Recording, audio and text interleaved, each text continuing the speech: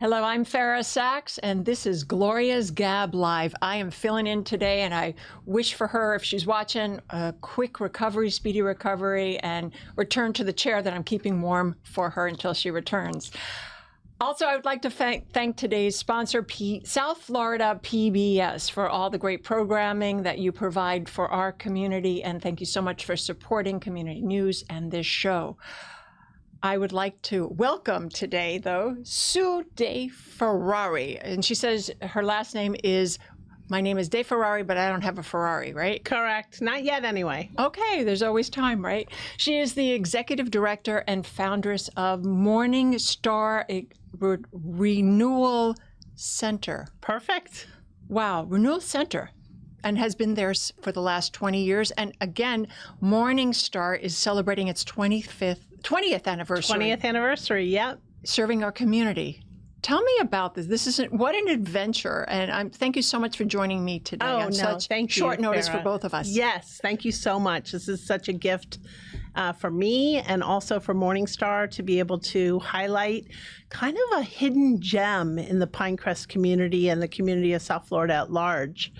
So let's unfold this hidden gem. Tell me about it. What's the history about the space in the renewal? Well, the history goes well beyond 20 years, but let me just take you on a quick tour back, probably 60 plus years, late 1950s. And before both of us were alive, I'm sure. Thank you so much. Yes. You're so kind. So what happened was the very first bishop, it's a Catholic property, right? It's owned by the Archdiocese of Miami and always has been. Late 50s, the first bishop of Florida was known, this is the oral tradition, was known to be a pilot and would fly over the land and pick out 10-acre plots. And that's how we have parishes that were all founded around the late 50s, early 60s. So Holy Rosary, Epiphany, all these different parishes. He'd pick out these 10-acre plots. One of the 10-acre plots was the current MorningStar Renewal Center.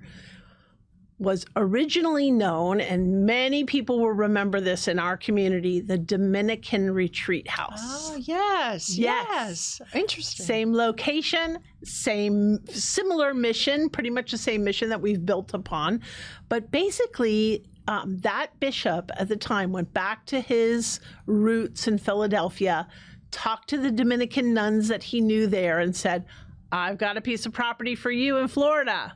And actually he did. It's not the swamps. I got some great property for you. And who knew how great it would be, right? Wow. Middle of Pinecrest. And he said, if you come and build the retreat house, I'll deed the property to you, to the nuns. And that's what happened. They came, they built the existing 2 buildings on the property. One is a dormitory. We have 80 beds. It's a 40-bedroom facility. So it's almost like a small old-style motel. And then the other building on the property, which they built as well back in the day, is the dining services, the conference center, and a small chapel. And then beautiful, our, kind of gem, as I said, is the grounds, just beautiful, lush, South Florida, Miami vibe, tropical paradise. Wow. Green space. And what I find really interesting is you are homegrown also. Yes. And when the Renewal Center began, so did you as part of this. So talk to me about this history. You grew up here. I grew up here. I grew up riding my bike through that property in order to get to church. And who knew that that you would be here, we were having this moment, and you've been there for 20 years. No, exactly. And I would never have known it. My life, I didn't think at that time would be back here in Miami. I had very proud Palmetto Panther. Shout out. Yes, Shout out. left Palmetto, went to University of Florida. I played ball in college, college athlete, and then went on back to Miami to work in my first job here, moved back into my parents' home, as many college students do. Got my first job as a therapist in our medical systems here in Miami, and pretty soon was invited through people that I had been meeting in the medical field to go and work as a medical missionary in the People's Republic of China. And you did that for 6 I did that for 6 years. And what was some of those experiences like, and how did you bring it to what you're doing now? Well, what I found out, in my early 20s, after, basically never being north of Gainesville, was that I was invited to Beijing in the 90s. And, the communist bloc had just fallen. The Berlin Wall was down in 1989.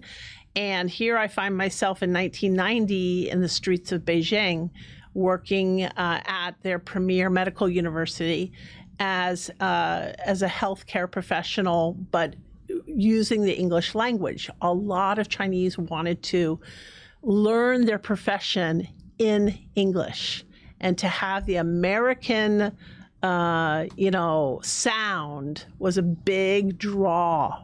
And so I was brought into this program, but that was my cover. That was my job. But the real invitation, and something that was powerful for me, was here in Miami, at University of Miami and at Jackson, where we had a lot of research fellows from the People's Republic of China. I had connected in a deep way on a faith level with many mainland Chinese who were visiting our city and working in our university and our medical system here as fellows, as doctoral students.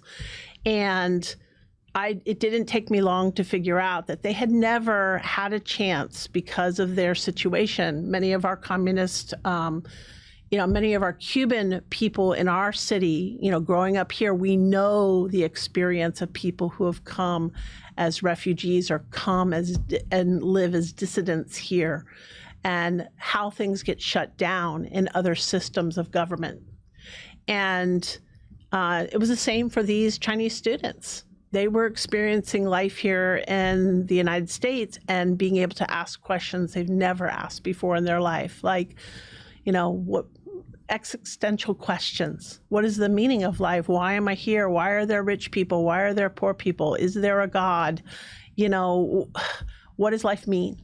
So what did you do with that, knowing that information? Where did you take it? Because you were very identifiable because you had lived that in your previous 6 years, and here you are bringing it forward to a local community. So yes. How did that propel you forward? So when I came back, when I landed back in the States after that time of service, I basically said, okay, how do I re-enter after that kind of experience? And I went back to graduate school. And you were in Boston? I went to Boston. I'm a Boston College double eagle. I did graduate studies in community organization, which is my passion. And something tells me you're doing it right now, right here at MorningStar. Yes, absolutely. And my other graduate degree is in theology. And so I married these two passions of faith and service in the community. And so I was really poised, although I didn't know it, to begin to launch a new nonprofit right here in Pinecrest.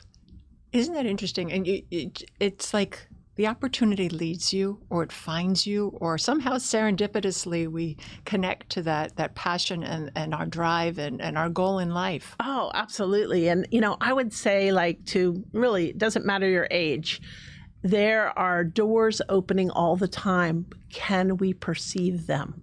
Can we pay attention to the opportunities, sometimes right under our nose? Right? Absolutely. Like, I can't find my glasses. I can't find my keys. It's right under your nose. Right. Or sometimes on your head. Yeah. And I've had that happen. We won't talk about that.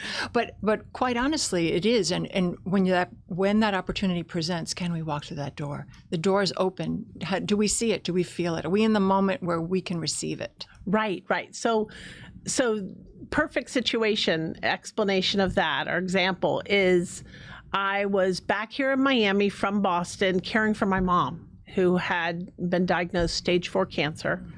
I had come back as the only daughter of 4 kids and said, this is where I need to be. My husband basically, told his employer, we're going to Miami. He's also a Miami guy. We came out of, the Northeast. We came back and I was having babies. It was early in my marriage. I had just had my second child and I was on maternity leave. And I got a call from one of the nuns who I had remained in touch with. Remember, I used to ride my bike through the Dominican retreat house to get to my church, St. Louis. And she said, we're going to sell the property. This is in 2003. She cried. She was sad, less amount of women religious. They needed to reallocate their assets. And so they were going to sell the property. 2003, before the market busted, right? The contractors were lining up, salivating over that property. But my community organization, kind of background as I hung up the phone, I did a little quick study of what's happening with that property. And I found out that when that first bishop who flew over the property, he deeded that property to the nuns. But it said, if you ever leave, the Archdiocese has first right of refusal. So I knew that there was an opportunity to save that land for the purpose of ongoing service to the community. So I started to write a proposal. It was really kind of an interior, movement inside of me, like I had to do it. And I told my husband, I feel like I have a proposal on the Dominican retreat house, an idea.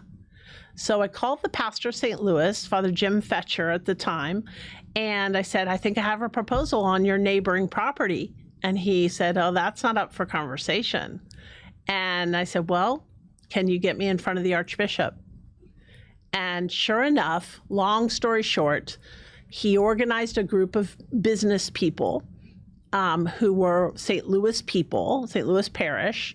And we talked about the vision, talked about the idea, and we went to the then Archbishop Favalora of the Archdiocese of Miami. This is 2003. And he liked the idea. Now, looking back, I can say, I don't know if it was that he liked the idea of kind of building upon the sisters and maintaining the property as a retreat house, or if he just liked the idea of having the property back. But it happened. And here we are in 2004 at that time. By the time it happened, 2004. So let's talk about MorningStar Renewal Center. Tell me what it means. What is a renewal center? What does that mean? What is that mission? Yeah, so the mission... So, because it's changed from the time of the nuns and where it was for 60 definitely. years. It is expanded. And that's a vision, that's a visual that we like to think about. It's like, if you imagine like putting up a tent, and let's say you have a 2-person tent. We've created a gigantic tent that the whole community can come under. So we have some B-roll. Let's roll it, and as we talk about the facility. Yeah, so you've probably driven past this view a million times on 124th Street. This is in Pinecrest, and here we are entering in. And as I said, it's about a 10-acre property. There we have our labyrinth. It's open to the community. It was actually dedicated as an ecumenical project. There's the Art Deco vibe there. It is. I feel a throwback. It is a throwback, but we call ourselves retro cool. I love you are retro cool. Yeah. So that's a view of the dormitory parking lot. So when you come, free parking, that's an asset in Miami. Absolutely. That's the interior. This is one of our conference rooms. That's the other view of it. Heading into the chapel, as you see, this is a small little prayer space. It's charming. It's cozy. It's welcoming. Cozy. The colors are great. It's got a great vibe for sure. And then we have a full-time chef, and we offer full-time dining services. This is a commercial kitchen. Nice and clean. Yeah, oh no, that's one of our landmarks is, the cleanliness of the place. It's simple, clean, and quiet. And then you can dedicate a brick to Yes, you would be amazed at the number of names you'd see on that pathway. You'd know many of them. It's beautiful because it's a forever thing. So one of the cool things is that we serve about 10,000 people a year who come on overnight retreats. A typical stay is 2 nights, 3 days. And I see it's a dorm style right here. Dorm style. So it's, that's also kind of a throwback to college, right? Absolutely. Dorm style. Every room has a little sink in it, and then dorm style showers and bathrooms. I love the deco tile. Oh, it's original tile. It's amazing.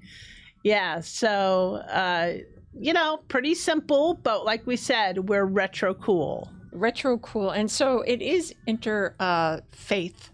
Oh, absolutely. Now, the space is owned by the Archdiocese of Miami. The property is owned, and it is an archdiocesan ministry, an archdiocesan entity. These are some of our gardens. Very tranquil. I feel very calm just watching this. But one of the great things that I love about MorningStar is that it is a space open to everyone. So you cross the boundaries of, you have rabbis, you were talking about a retreat there. You also had the police. Oh yeah, so a couple of the more recent things that we've done, we have this past weekend we had the law enforcement and fire retreat. 3-day retreat of this was the men's retreat, men, firemen, and police coming away to kind of regroup. And how beautiful it is at night too. Oh, it's gorgeous. We also have nonprofits. We host every year a bicycle ride that goes from Miami to Key West, raising money for HIV/AIDS. You probably have heard about it. The Smart Ride is now transitioning into Fab Adventures, and they'll be back again right before Thanksgiving. Like 400 bike riders that launch from MorningStar, University of Miami, and head all the way to Key West. And we've become their home base. This is where the organizers of the ride set up. Right. Yeah. But our primary work is really faith renewal. So you asked what that is. Yes. And my best way of expressing like what a renewal center is really just that. What do you do in your life to refresh yourself? How do you stay centered? How do you, in the chaos of our lives, the busyness of our lives, how have you created structure within you interiorly to stay authentic, to stay true, to allow your life to deepen and have meaning? And so it's not just a bunch of tasks that we're accomplishing in life, but that we're making meaning and we're offering contribution and meaning to others. And so a renewal center offers a multitude of programs. So is this just because MorningStar is producing it, or are these outside organizations that come in and use your facility? Both and. Both and. I love both it. And. So we are kind of a 3-peg approach to our programming. We host retreats. So if you have a program from a nonprofit or a faith-based organization, are the primary groups that we serve. Come in, we'll cook for you, we'll clean for you, we'll give you great space. But we also create our own programs. We have a bereavement services training program. We train people for spiritual direction. Is this based just through the Roman Catholic tradition, or is it non-denominational? Always interfaith. Always interfaith. Beautiful. Always interfaith. So it's inclusive. Very it's inclusive. Community. Everybody is welcome, and everybody's tradition is honored. And that, for me, speaking as a Catholic, that is something that I really love about Catholicism, where we see the small c, Catholic actually means universal. And so when you come to MorningStar, you're not really coming there to be indoctrinated by any certain flavor of anything. You're coming to connect with yourself, with your God, with your higher power, and with each other. And is this children, adults, or is it combination? We have family retreats. We have individual retreats. The majority is, to tell you the truth, is adult formation. Although one of my pride and joys is about 12 years ago, we started a peer ministry program.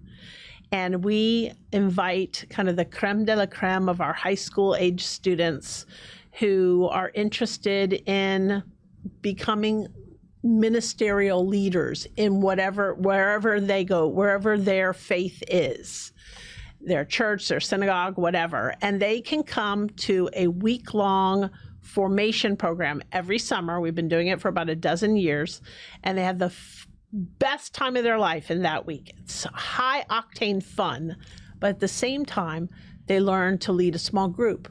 They learn, if they're a musician, they learn to lead worship. They learn to give a personal witness or a talk to engage people from their own story and connect it to other kids. And then during the year, this team of students that kind of graduate our program, they make themselves available when we are called upon. I get calls all the time. Can you come do our kids retreat? Can you come do my 8th grade retreat for my graduating 8th graders? Well, how can one person go to 90 kids? So this team, then we reach out to our high schoolers and say, hey, peer ministers, are you available on this day? We build a team. They've all been trained, and we go and we service those schools. So after they have been serving the schools, what's some of the feedback and how have their lives changed by becoming in contact and from this training that is provided from what you're doing? Well, these are people you'd love to have on your show, because these are young people who go away to college. Some come back to Miami, but so many of our alumni of our peer ministry training are people who serve in the community. Either they become lay ministers themselves. Many of these kids are now serving as youth ministers in different congregations. Some of them are married now and have kids. I have a musician serving over at St. John Newman right now. I mean, these are people who have been touched interiorly, and our theology teaches, and I have this on good account from Rabbi Bookman before he retired, is, oh, nice man. This is good Jewish theology as well, that the divine works within us in a transformative way, little by little often, and then moves us outward. The Quakers even say it, that God is always about the work of expanding our boundaries outward. And that's something I really believe. That it's, renewal can be for me, but it's never just for me. It's for me and. So the and that we're going to talk about right now, I don't want to be Debbie Downer. In the world that we live in now, what do you feel, think, how do you move forward? It is some of it's trying times locally, some of it's trying times globally. How do you, as a lay minister, wrap your head around that, and how do you talk to people about what's going on during difficult times? It could be, this time it could be loss of a relative, a friend, it could be an illness, absolutely, death. What is that conversation like for you? Well, I think there's many ways we can approach it, but the first one that comes to mind is on a personal level. First of all, on a personal level, how do I deal personally with challenge, with hardship, with suffering, with loss, with confusion, with not knowing, why did that happen? Is there a God? And if there is, why didn't he or she show up? Right? It's a big question. It's a really big, ethereal, out there question, but we always ask, why? Why?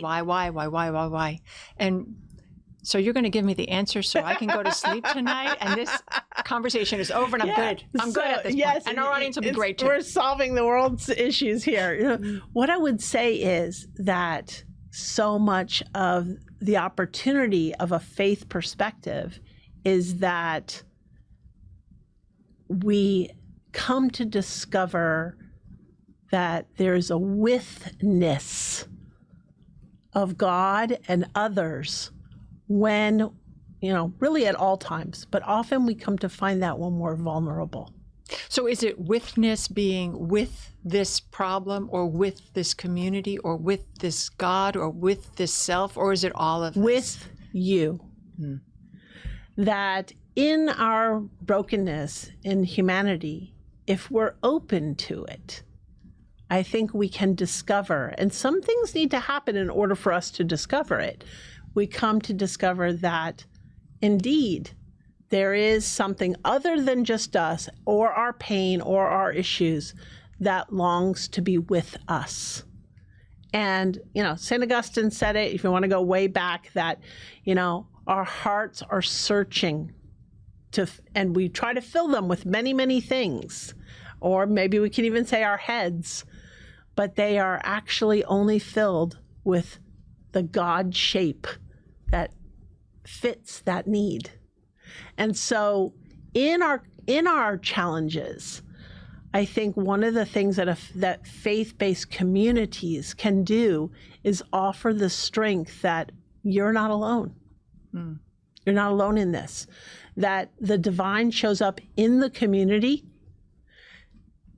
can also show up really, beyond the community, but definitely within and through us. Absolutely. And so I think our work at MorningStar is very much inviting people to get in touch with that through learning how to center yourself in prayer and meditation, learning how to develop your own faith journey.